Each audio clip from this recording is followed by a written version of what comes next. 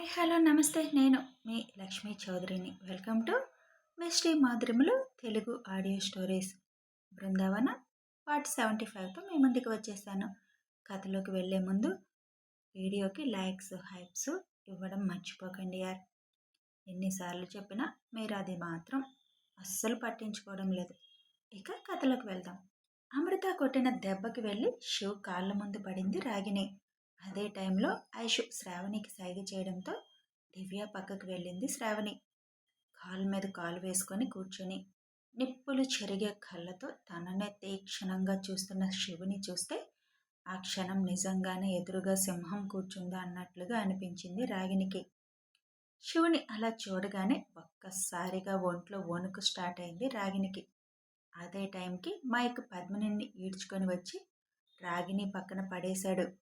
బొగ్గలు వాచిపోయి చింపిరి జుత్తులో ఒళ్ళంతా అక్కడక్కడ దెబ్బలుండడం చూసి రాగినికి సీన్ అర్థమైపోయింది. పద్మిని శివుని అంత దగ్గరగా చూసి భయంతో పిచ్చి చూపులు చూస్తుంది. అసలు చెప్పాలంటే ఇంతవరకు శివుని ఫోటోలో చూడడమే తప్ప డైరెక్ట్గా చూడలేదు. ఫస్ట్ టైం ఇదే చూడడం పద్మిని. ఇన్నాళ్ళు అందరూ చెప్తుంటే తను ఏదేదో అనుకుంది. ఇప్పుడు డైరెక్ట్గా శివుని చూస్తుంటే గాని తనకి రియాలిటీ అర్థం కాలేదు. వాళ్ళిద్దరినీ అలా చూసి శివ్కి చాలా చిరాగ్గా అనిపించింది. శివ్, అసలేం జరిగింది? అమృతలాగా పద్మిని రావడం ఏంటి అని అడుగుతారు విజయ. నీ మేనకోడలు రాగిని అమృత ఫేస్ లాంటి మాస్క్ తయారు చేయించి ఈ పద్మినికి ఇచ్చి అది ఆవిడ గారు వేసుకొని అమృతని ఏదో ఒక విధంగా స్పృహ తప్పించి అమృత ప్లేస్లో తనని కూర్చోబెట్టి తాళి కట్టించేసి తనను మన ఇంటికి పంపించి మన సంతోషాలన్నిటినీ హరించి వేయాలని చాలా పెద్ద ప్లాన్ వేసిందమ్మా. ఈ పద్మిని అన్వేషణ ఎలా అయినా పెళ్లి చేసుకోవాలని ఈ రాగిని హెల్ప్ తీసుకొని అన్వేష్ పక్కన సెటిల్ అవ్వాలనుకుంది. ఇద్దరు చాలా పెద్ద ప్లానే వేశారు. కానీ పాపం అట్టర్ ఫ్లాప్ అయిపోయింది కదా రాగిని. తాళి కట్టే వరకు తను పద్మిని అని అనుకున్నావు కదా. అనుక్షణం మిమ్మల్ని ఫాలో అవుతున్న నా సెక్యూరిటీ కన్ను కప్పి మీరెలా మీ ప్లాన్ అమలు చేద్దామనుకున్నారు అని శివ్ అనగానే మమ్మల్ని ఫాలో చేస్తున్నారా అన్నట్లు ఆశ్చర్యంగా షాక్గా భయంగా చూస్తున్నారు రాగిని పద్మిని. ఏంటి షాకిని డాకిని, మిమ్మల్ని ఫాలో చేస్తున్నారని మీకే తెలియదు కదా. అదే కదా మా శివ్ స్పెషాలిటీ. తనేం చేస్తున్నాడు, ఎలా చేస్తున్నాడు, ఎప్పుడు చేస్తున్నాడు ఎవ్వరూ కనుక్కోలేరు. That is Shivansh. తనని దాటి తన ఫ్యామిలీని ఎవ్వరూ చేరలేరు అని మైక్ అంటాడు. ఇంకా డాకిని, హౌస్ అరెస్ట్లో ఉన్న నువ్వు హాస్పిటల్ వరకు ఎలా వచ్చావు? నీకు వినిపించేటట్టు పెళ్లి గురించి మీ వాళ్ళు మాట్లాడింది శివ్ ప్లాన్లో భాగమే. నువ్వేదో ఒక ప్లాన్ వేస్తావన్నది తెలుసు. కడుపులో నొప్పని నువ్వు హాస్పిటల్కి రావడం వరకే నీ ప్లాన్. హాస్పిటల్ నుండి నువ్వు బయటకు వచ్చిన దగ్గర నుంచి మా కనుసన్నుల్లోనే ఉన్నావు డాకిని అని మైక్ అంటాడు. అక్కడే మూసేద్దాం అనుకుంటే ఈ రాగిని నిన్నెలా అయితే వాడుతుందో మేము కూడా నిన్ను అలాగే వాడుకున్నాం. అయితే ఒకటి, పెళ్ళిలా మాస్క్తో ఆపాలని చూశారని మాకు మీరు ఇక్కడికి వచ్చే వరకు తెలీదు. ఇక్కడికి వచ్చాకే ఆ విషయం తెలిసింది. అనుక్షణం మీ ఇద్దరిని ఫాలో అవుతూనే ఉన్నాం. అయినా కూడా మా కళ్ళు కప్పి ముందే వెళ్ళి ఆ రూమ్లో ఉండడం మేము గమనించలేదు. దాని ఫలితమే అమృత కాసేపు ఇబ్బంది పడడం. సారీ అమృత, శివ్ చెప్పాడు కానీ నేను సరిగా చూడలేకపోయాను అని మైక్ అంటాడు. పర్లేదన్నయ్య, మీరు మాత్రం ఎంతని కాపలా కాస్తారు ఈ దెయ్యాలకి అని అంటుంది అమృత. ఏం చేసింది పద్మిని అమృతని అని అడుగుతారు విజయ గారు. చెప్తాను అని మైక్ చెప్పడం స్టార్ట్ చేస్తాడు. శివ్ చెప్పినట్టు నేను వీళ్ళని ఫాలో అయ్యాను. అప్పుడే మాస్క్ పెట్టుకొని ఈ పద్మిని రాగినితో మాట్లాడడం చూసాం. అమృత వెళ్ళాక రూమ్లోకి వెళ్ళాలని చూసింది. అది విని మేము అమృతతో అక్కడికి వెళ్ళొచ్చని పక్కకు వచ్చేసాం. కానీ ఈ ముష్టి మొహం ముందే వెళ్ళిపోయి ఆ రూమ్లో హైడ్ అయ్యింది. అది మేమెవ్వరం గమనించలేదు. దీన్ని గమనిస్తున్న షూ పెట్టిన సెక్యూరిటీ తప్ప. అయితే ఆ రూమ్లో అమృత ఉంటుందని అతనికి కూడా తెలియదు. ఆ గదిలో ఉంటుంది కదా అని గడిపెట్టి షూతో చెప్దామని వచ్చేశాడు. అదే టైంకి అమృతని రెడీ చేయడానికి ఇక్కడి నుంచి తీసుకువెళ్ళారు. అసలు జరిగింది ఏమిటంటే రూమ్ దగ్గరికి వెళ్ళగానే, "అక్కా, నేను చీర కట్టుకున్నాక డోర్ తీస్తాను. మీరు బయట ఉండండి" అని అమృత చీర పట్టుకొని రూమ్‌లోకి వెళ్ళిపోతుంది. అమృత ఒక్కతే రావడం చూసి, "పద్మిని, మనకి బాగా కలిసొస్తుంది ఒక్కతే వచ్చింది. నేనే ప్లాన్ అమలు చేస్తాను. అన్నీ మనకి బాగా కలిసి వస్తున్నాయి" అని నవ్వుకుంటూ అమృత వాష్‌రూమ్‌లోకి వెళ్ళగానే అమృత వెనకాల వెళ్తుంది పద్మిని. అమృత వెనక్కి తిరిగి చూడగానే తన రూపంలో ఉన్న ఇంకో మనిషిని చూసి జస్ట్ ఒక్క నిమిషం షాకులోకి వెళ్ళింది. అది అదునుగా తీసుకొని అమృత మొహాన స్ప్రే కొట్టింది పద్మిని. క్షణాల్లో జరిగిన దానికి అమృత కూడా అడ్డుకోలేకపోయింది. కానీ స్ప్రే కొడుతుంటే ఊపిరి పీల్చడం ఆపేసింది. స్ప్రే కొట్టాను అన్న ఆనందంలో అమృత స్పృహ తప్పిందా లేదా అని కూడా చూడకుండా బయటికి వచ్చేసి బాత్రూమ్ తలుపు గడిపెట్టేసింది పద్మిని. అమృత వెంటనే తను పద్మిని అని అందరూ కనిపెడతారు. కానీ నేను స్పృహ తప్పితే ఇప్పుడు పెళ్ళాగిపోతుంది. అలా జరగడానికి వీల్లేదు అనుకుని వెంటనే నీళ్లతో మొహం కడుక్కుంటుంది. స్ప్రే కొడుతున్నప్పుడు గాలి పీల్చడం ఆపడం వల్ల వెంటనే ప్రభావం చూపించలేదు. వెంటనే మొహాన నీళ్లు కొట్టడంతో ఆ మందు ప్రభావం కొద్దిగా తగ్గింది. కానీ పనిచేయడం అయితే పనిచేసి అమృత స్పృహ తప్పి అక్కడే కింద కూర్చుండిపోతుంది. బయటకొచ్చిన పద్మిని అక్కడ పెట్టిన చీర కట్టుకొని అప్పటికే అమృతలా రెడీ అయి ఉండడంతో సైలెంట్గా వెళ్ళి డోరు తీస్తుంది. ఐషు, శ్రావణి లోపలికి వచ్చి బ్యూటీషియన్స్ని పిలుస్తారు లోపలికి. అయితే అప్పుడే షూ పెట్టిన సెక్యూరిటీ షూకి విషయం చెప్తారు. ఇలా రూమ్లో హైడ్ అయితే గడివేశామని. అక్కడే ఉన్న ఆయు అది పిన్ని రూమ్ కదా అని పరుగున వస్తాడు అక్కడికి. అప్పుడే మైక్ కూడా అక్కడికి వస్తాడు.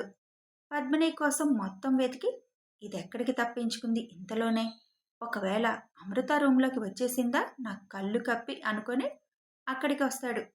అప్పుడే శివ్ ఫోన్ చేసి మైక్కి పద్మిని అమృత రూమ్లో ఉంది, తన పని చూసుకో ఇంకా అని చెప్తాడు. అప్పుడే ఆయు కూడా అక్కడికి వస్తాడు.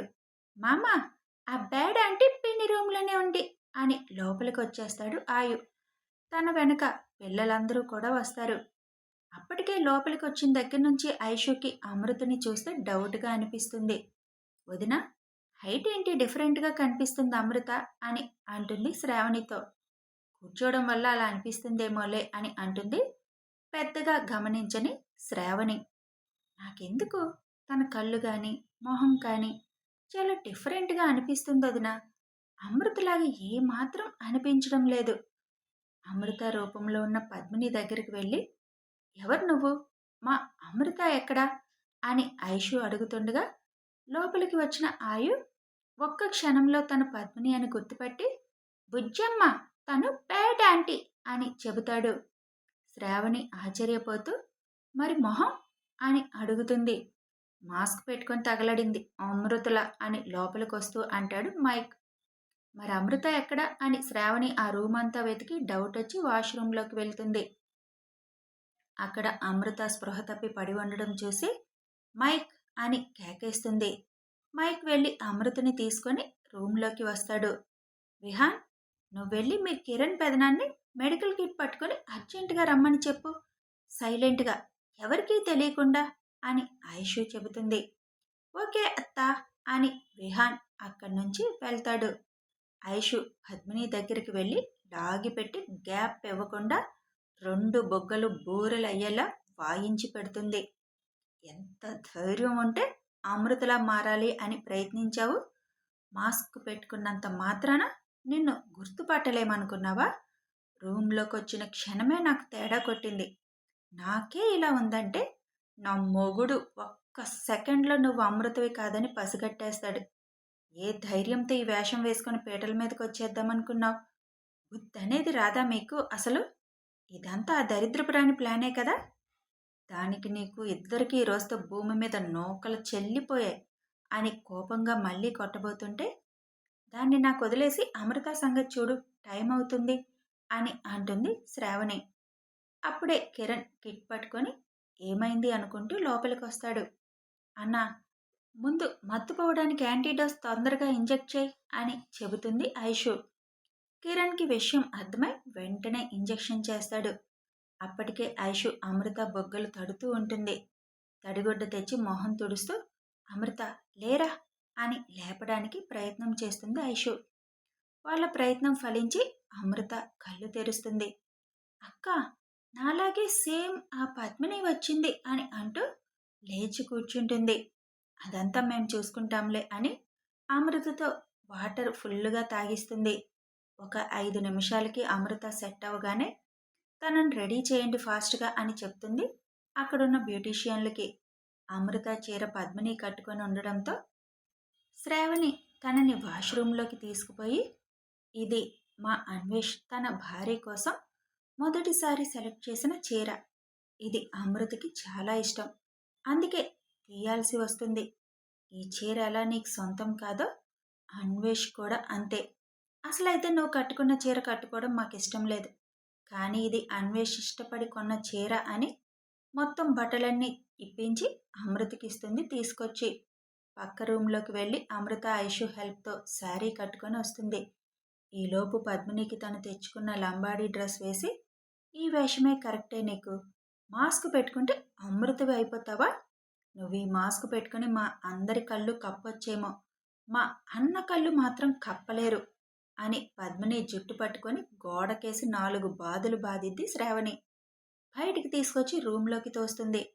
పిల్లలందరూ పద్మిని చుట్టూ చేరి వాళ్ళకి నచ్చినట్టుగా కొట్టడం స్టార్ట్ చేస్తారు.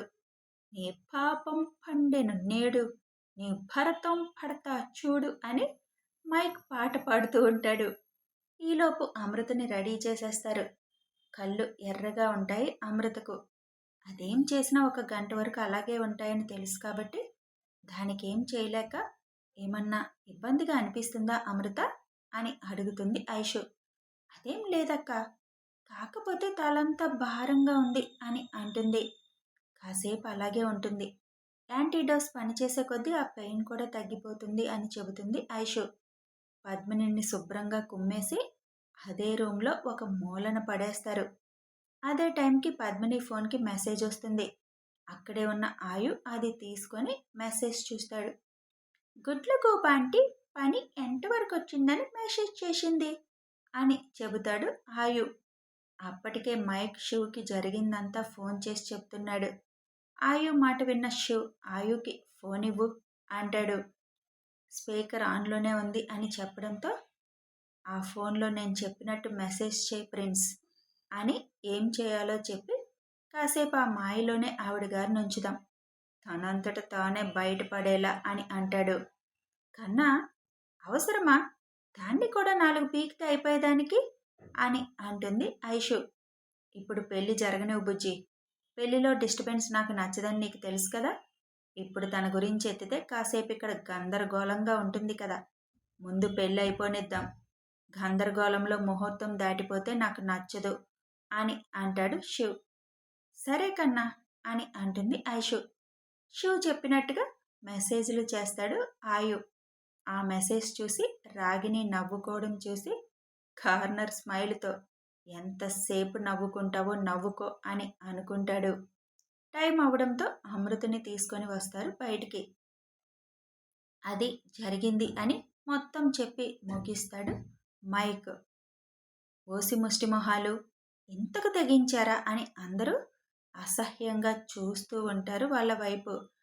నా తమ్ముడికి నువ్వంటే ఇష్టం లేదని, నువ్వు సంవత్సరం నుంచి వాడి వెనక తిరుగుతున్నా నిన్ను పట్టించుకున్నప్పుడే అర్థం అవ్వాలి కదా, ఇష్టం లేని వాడిని ఇలా మోసం చేసి పెళ్లి చేసుకొని ఏం సాధిద్దాం అనుకున్నావు, నేను బ్రతికుండగా నా వాళ్ళని నువ్వు ఇంచు కూడా కదిలించలేవు, మీ ఇంట్లో నీకు మంచి చెప్పేవాళ్ళు ఉన్నారు, అయినా వినకుండా తల్లిని మోసం చేసి ఇక్కడ దాకా వచ్చి మా కళ్ళు కప్పి పెళ్లిపేటల మీద కూర్చుందామని ఎలా అనుకున్నావు అని బేస్ వాయిస్తో అడుగుతాడు శివ్.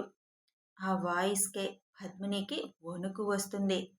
మగాడికి ఇష్టం లేదని చెప్పాక కూడా వాడి వెనక పడడానికి సిగ్గుగా లేదా మీకు, ఆడవాళ్ళు కదా అని వదిలేస్తుంటే ప్రతిసారి మా సంతోషాలకి అడ్డుపడాలని చూస్తున్నారు, మీకు మాటలతో చెప్తే అర్థమవ్వదు అని అర్థమైపోయింది, మిమ్మల్ని ఇలా వదిలేస్తే మీరు ఎప్పటికీ మారరు, మళ్ళీ మళ్ళీ మాకు చిరాకు తెప్పిస్తూనే ఉంటారు, అందుకే మిమ్మల్ని శాశ్వతంగా పైకి పంపించేద్దాం అనుకుంటున్నాను అని గన్ తీస్తాడు శివ్. మీ ఒంటి మీద దెబ్బ వేయడానికి, చెయ్యి వేయడానికి కూడా నాకు ఇష్టం లేదు. బేసిక్‌గా నేను ఆడవాళ్ళ జోలి రాను. అందుకోసమే మీ ఆటలు ఇన్నాళ్ళు సాగాయి. కానీ ఇప్పుడు మీరు చేసిన పనికి మిమ్మల్ని వదిలితే, రేపు ఇంకోటంటారు. ప్రతిసారి మీరేదోకటి చేయడం, దానిని నేను ఆపడం, దానికోసం నా టైం వేస్ట్ చేసుకోవడం అవసరమా? ఈ క్షణం మీ ఇద్దరిని షూట్ చేసి పడేస్తే అడిగే దిక్కు లేదు అని పద్మిని నుదురు మీద గన్ పెడతాడు శివ్. వద్దు, నన్ను చంపొద్దు, నేనింకెప్పుడు మీ జోలు రాను అని వణుకుతూ అంటుంది పద్మిని. కథ కొనసాగుతుంది. ఇప్పటిదాకా వేషాలు వేశారు, ఇప్పుడేమో వణుకుతున్నారు. ఇక ఆయు మెసేజ్లు ఎలా చేశాడు అని లాజిక్ తీయకండి. శివ్ చెప్తున్నాడు, చేశాడు. వాళ్ళకి ఐక్యూ పవర్ ఉంది, వయసుకు మించిన తెలివితేటలు కూడా ఉన్నాయి. ఇక వీడియో నచ్చితే లైక్ చేయండి, షేర్ చేయండి, కామెంట్ చేయండి, సబ్స్క్రైబ్ చేసుకొని సపోర్ట్ చేయండి యార్.